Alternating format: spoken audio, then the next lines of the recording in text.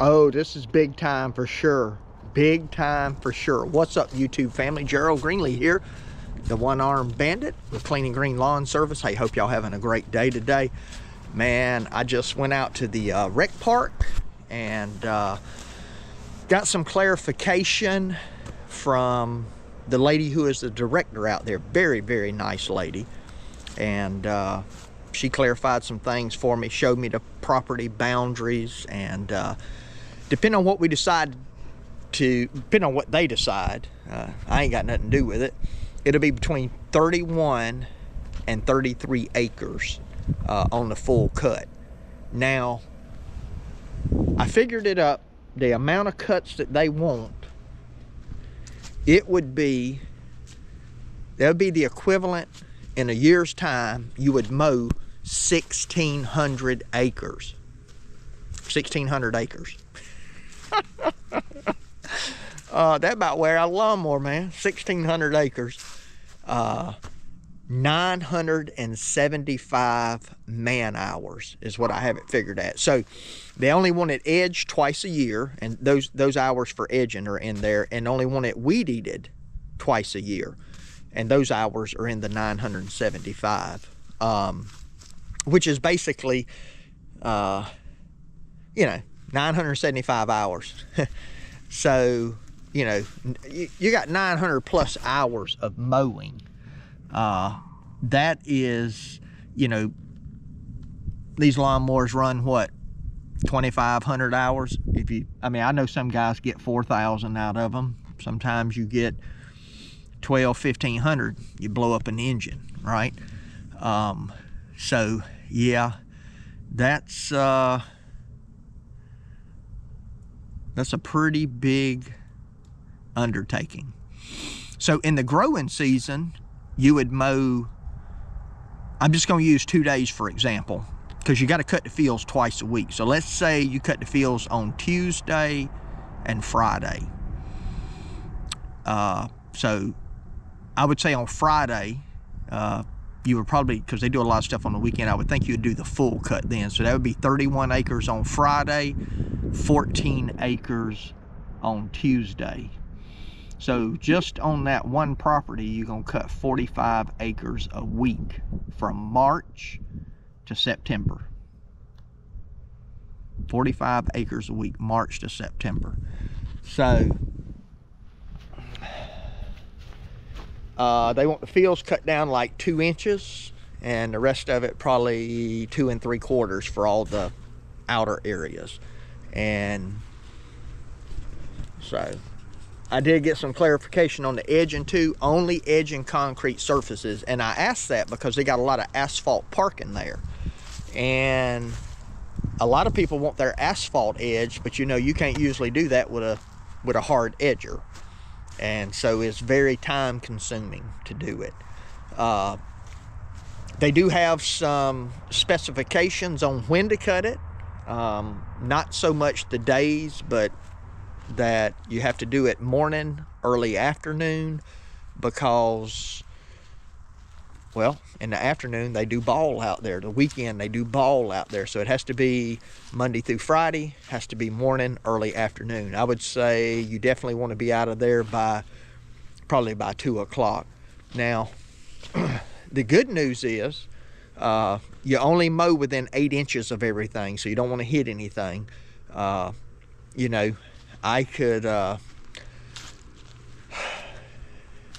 I could send the guys out on the field day only. I would probably go out there for the full cut, because really when you're talking about cutting 31 acres, you really need 3 mowers out there, And so I don't know, I don't want to get too far ahead of myself here. I think I'm gonna put a bid in, but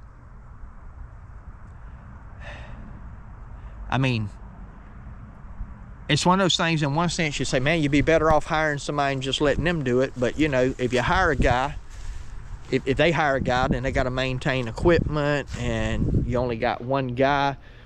I figure we can go in 6 hours and do the full cut with 3 guys. So that's in and out. Add a 4th guy, for that property, and you know, you're in and out of there in less than 5 hours. So they did want us to be careful about, you know, I'm sure they got a bunch of bahia out there and then in the common areas, but the fields are really good grass, which I told the lady, I said, well, if we get the contract, I'm gonna do what's smart.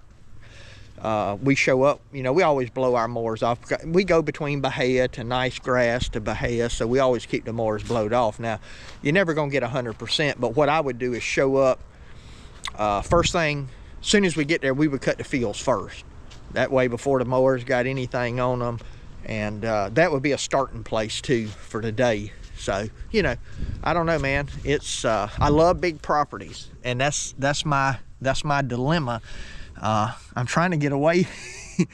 I love mowing, and I don't foresee myself ever getting out of the business, but I don't want to get, you know, the challenge is, you know, getting too much, and you know, it's not something I can be committed to every day. Obviously, I got somebody paying me to do another job, so, you know. But I don't know. I'm gonna look at it. I think I'll probably put a bid in. I mean, there's nothing wrong with putting a bid in. I mean, I won't do that unless I'm willing to take it, but I'll probably put one in. It's good to practice.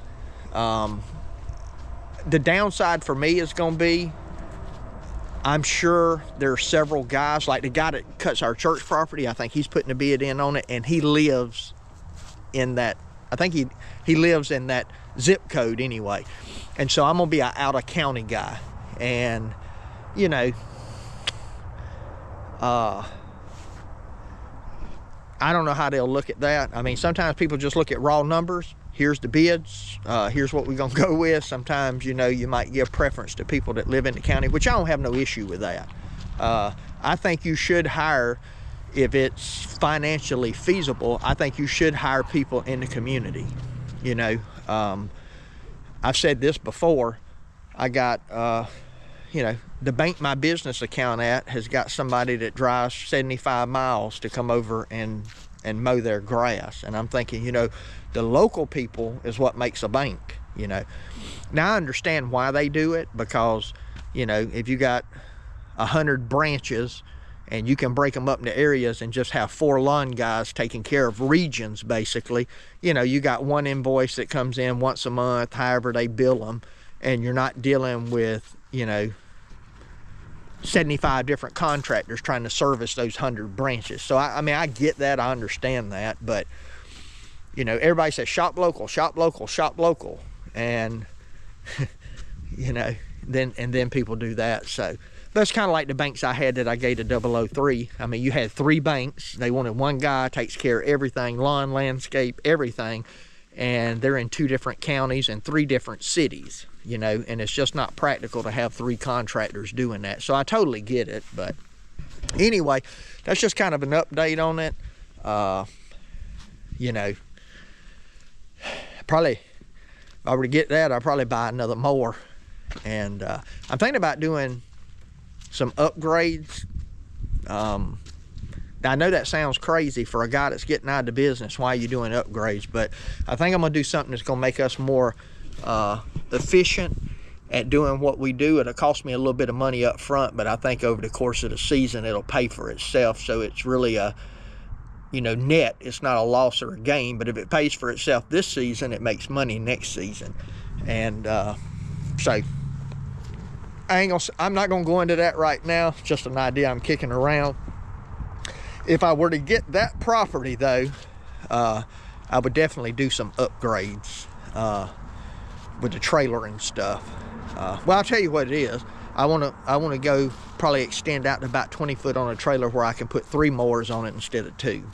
Because a lot of times, like we go to the college, for example, really to be efficient down there, you need 3 mowers. Otherwise, you know, and I don't mind doing it for the exercise, but you know, you end up walking around blowing the whole thing off with a backpack blower. I think Z-Man said he walked between edging and weed eating, because my hands messed up, and blowing off. I think he walked like 6.5 miles last Friday at the college. You know, so having going up to a 20-foot trailer, I think I could easily get 3 on a 20-foot. I just need to verify that, but I'm thinking about getting me a 20-footer and maybe parting ways with this one right here and still having 2 rigs. And so if I did that, I can sell this for probably about 1/3 of what I'd pay for a 20-footer.